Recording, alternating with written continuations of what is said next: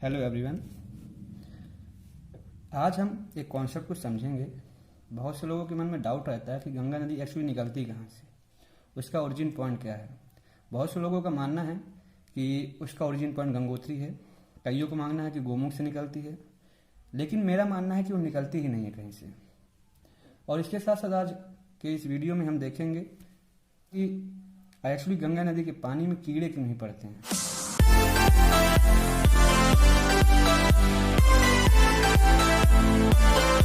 Basically हुआ क्या कि 2000 में सन 2000 में उत्तर प्रदेश से उत्तराखंड का विभाजन हुआ। उत्तराखंड अलग हो गया। पहले ये पूरा उत्तर प्रदेश हुआ करता था, उत्तर प्रदेश का हिस्सा था। जैसे उत्तराखंड यहाँ से अलग हुआ तो उत्तराखंड में हम इसको दो भाग में देख सकते हैं डिवाइड करके। उसका जो पूर्वी भाग है, जो बेसिकली छोटा भाग है, उसको हम कुमायूं कहेंगे, इससे हम इतना मतलब नहीं। दूसरा हम देखेंगे गढ़वाल। गढ़वाल क्या होता है, यहाँ पे बहुत सारे ग्लेशियर्स हैं और यहीं से ही बहुत सारी नदियों का उद्गम होता है। ओरिजिन पॉइंट भी है बहुत सी नदियों का, एक गढ़वाल, जो ग्लेशियर्स है इतने सारे। तो बेसिकली होता क्या है कि जैसे जैसे हम ऊपर जाते हैं तो वैसे वैसे हर एक प्रत्येक 165 मीटर के बाद 1 डिग्री टेम्परेचर में गिरावट आती है।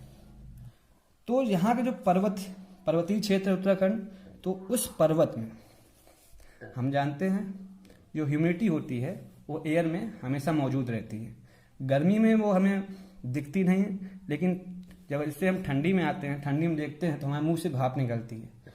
वही जो नमी होती है वो हमारे हवा में मिल जाती है। तो जैसे जैसे ये ऊपर जाती है तो वैसे वैसे ठंडी होती जाती है, टेम्परेचर डाउन होते चला जाता है। तो यही जाकर आगे पर्वतों में यही जो है स्नो का रूप ले लेती है और स्नो के रूप में पहाड़ों में गिरती है, पर्वतों में। और वही ग्लेशियर्स जब धीरे धीरे पिघलते हैं तो वहीं से वो नदियों का उद्गम होता है, वहीं से नदियाँ बहती हैं। तो आइए अब जानते हैं कि गंगा एक्चुअली निकलती कहाँ से और ओरिजिन पॉइंट क्या है। तो बेसिकली क्या होता है, उत्तराखंड में 3 जगह हैं, बद्रीनाथ, केदारनाथ और उत्तरकाशी। बद्रीनाथ में एक ग्लेशियर है जिसका नाम है संतोपथ हिमानी। ये ग्लेशियर का नाम है, जहां से 2 नदियां निकलती हैं, एक है विष्णु गंगा और एक है धौली गंगा। और ये दोनों नदियां यहां से बहती हैं, संतोपथ हिमानी से निकलती हुई ए पॉइंट पे मिलती हैं। ए पॉइंट पे जैसे मिलती हैं तो ये होता है कि जब, और ये जो ए पॉइंट है इसको प्रयाग कहते हैं। जब 2 नदियां कहीं मिलती हैं तो उसको प्रयाग कहा जाता है। प्रयाग मतलब होता है मिलन स्थल।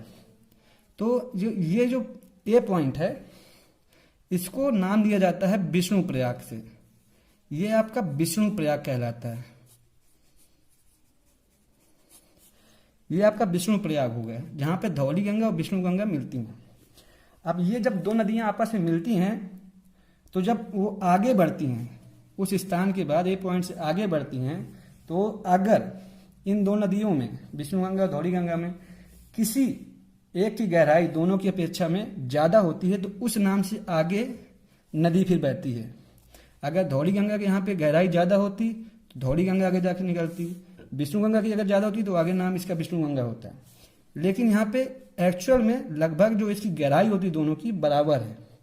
तो जब दोनों नदियों की गहराई बराबर होती है तो आगे जो नदी निकलती है, आगे जो नदी बहती है, उसको अलग नाम दिया जाता है, वो अलग नाम से बहती है। तो जब ए पॉइंट पे जब मिलती हैं 2 नदियाँ, इसके बाद जो नदी निकलती है, चूंकि इन 2 नदियों की जो गहराई है वो बराबर है, लगभग बराबर है, तो इसके बाद ये नए नाम से बहती है जिसका नाम होता है अलकनंदा। ये पूरी जो आप लाल देख रहे हैं, ये रेड लाइन है, यहाँ तक ई पॉइंट तक ये अलकनंदा नाम से बहती है पूरी नदी। अब जैसे ए पॉइंट से आगे बढ़ती है, ये अभी अलकनंदा है, अलकनंदा आगे मिलती है। यहाँ से एक नदी आती है नंदाकिनी, मंदाकिनी नहीं, नंदाकिनी। मंदाकिनी अलग है, इसका नाम होता है नंदाकिनी। नंदाकिनी यहाँ पे आके मिलती है बी पॉइंट में। मैंने आपको बताया जहाँ पर, और यहाँ से अलकनंदा आ ही रही है, तो अलकनंदा में ये मिलती है नंदाकिनी। तो यहाँ पर मैंने बताया कि जब 2 नदियाँ मिलती हैं तो प्रयाग कहलाता है। और ये फिर इस प्रयाग का नाम होता है नंद प्रयाग। ये नंद प्रयाग आपको, जहाँ पे नंदाकिनी और क्या कहते हैं अलकनंदा नदी मिलती है। इसके बाद चूंकि मैंने बताया इसकी जो गहराई होती है वो अलकनंदा कंपेयर में कम होती है, अलकनंदा की ज़्यादा होती है, तो फिर वो अलकनंदा के नाम से ही आगे बहती है। और आगे जाके ये एक पिंडार नदी आती है जो इसको सी पॉइंट में अलकनंदा से मिलती है और उसको नाम दिया जाता है कर्ण प्रयाग। ये कर्ण प्रयाग से नाम से जानी जाती है। यहाँ पर जो प्रयाग बनता है सी पॉइंट पर वो कर्ण प्रयाग रहता है। तो पिंडार नदी यहाँ से निकली, यहाँ से अलकनंदा आई, दोनों जहाँ मिली उसको कर्ण प्रयाग नाम दिया गया। अब चूंकि यहाँ पे पिंडार नदी की गहराई भी अलकनंदा कंपेयर में कम है, इसलिए यहाँ से आगे भी जो नदी बहेगी वो अलकनंदा के नाम से बहेगी। इसके बाद दूसरी, ये जब बात थी अभी बद्रीनाथ की चल रही थी, अब हम चलते हैं केदारनाथ की ओर। केदारनाथ से एक नदी निकलती है जिसका नाम रहता है मंदाकिनी, इसका नाम है मंदाकिनी। तो मंदाकिनी निकलती है और जाती है और यहाँ पे डी पॉइंट पर अलकनंदा से मिलती है। अब डी पॉइंट पर ही मिलती है तो इस प्रयाग का नाम रहेगा आपका रुद्र प्रयाग। और यहाँ पर भी मंदाकिनी की कंपेयर में अलकनंदा की जो गहराई है वो ज़्यादा है, तो यहाँ पर भी आगे जो नदी बहेगी वो अलकनंदा के नाम से बहेगी। अलकनंदा ही चल रहा है अभी, अलकनंदा यहाँ से बहती है। अब देखते हैं उत्तरकाशी जो जिला है उत्तराखंड का, वहाँ पे एक जगह है गंगोत्री। गंगोत्री में भी और एक्यूरेट पॉइंट पर देखेंगे तो गौमुख नाम है उस जगह का, जहाँ से भागीरथी नाम की एक नदी निकलती है। ये भी बहुत लंबी नदी है। अधिकतर उत्तराखंड जो लोग हैं इसी को गंगा मानते हैं, बाकी जितनी नदियां हैं उनको वह सहायक नदी मानते हैं। अब भागीरथी यहाँ से निकली, ये जाती है, तो भागीरथी में इस पॉइंट पर भिलांगना एक छोटी नदी आके मिलती है। इस पॉइंट पर भिलांगना इससे मिल जाती है। इसमें इसका कोई प्रयाग का नाम नहीं रहता क्योंकि यहाँ पर एक टिहरी बांध है, भागीरथी नदी पर ही टिहरी बांध बना हुआ है। तो यहाँ से मिलती है, यहाँ से भिलांगना आती है। भिलांगना की कुछ छोटी नदी है, गहराई कम है, इसीलिए वो भागीरथी के नाम से ही आगे बढ़ती है। ई पॉइंट पर ये अलकनंदा से मिलती है। ई पॉइंट पर ये अलकनंदा से मिलती है। यहाँ पर अलकनंदा और इसका मिलन होता है, और जब मिलन होता है तो इसको हम नाम दे देते हैं देवप्रयाग से। इसी को देवप्रयाग कहा गया, इसी को देवप्रयाग कहा जाता है। अब क्योंकि दोनों नदी जो निकली उत्तरकाशी से भागीरथी और विष्णु प्रयाग से निकलती हुई जो अलकनंदा नदी आई है, दोनों की गहराई लगभग सेम है, इसीलिए अब ये नए नाम से आगे बढ़ेगी जिसको गंगा बोलते हैं। एक्चुअल में देखिए गंगा नदी ये है, भागीरथी और अलकनंदा के संगम से मिलकर जो नई नदी बनती है आगे बहती है उसको गंगा बोलते हैं। तो गंगा कहीं से निकली नहीं है, न कहीं से उसका उद्गम स्थल है।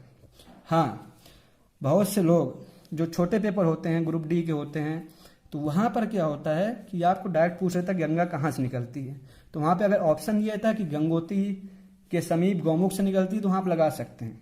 लेकिन जो बड़े लेवल का एग्ज़ाम होता है जहाँ पे आपको क्या कहते हैं, जैसे यूपीएससी हो गया, पीसीएस लेवल के जो एग्ज़ाम होते हैं, वहाँ से आपके छोटे मोटे क्वेश्चन पूछेंगे गंगा कहाँ से निकलती है, क्योंकि उन्हें पता है गंगा कहीं से निकलती ही नहीं है।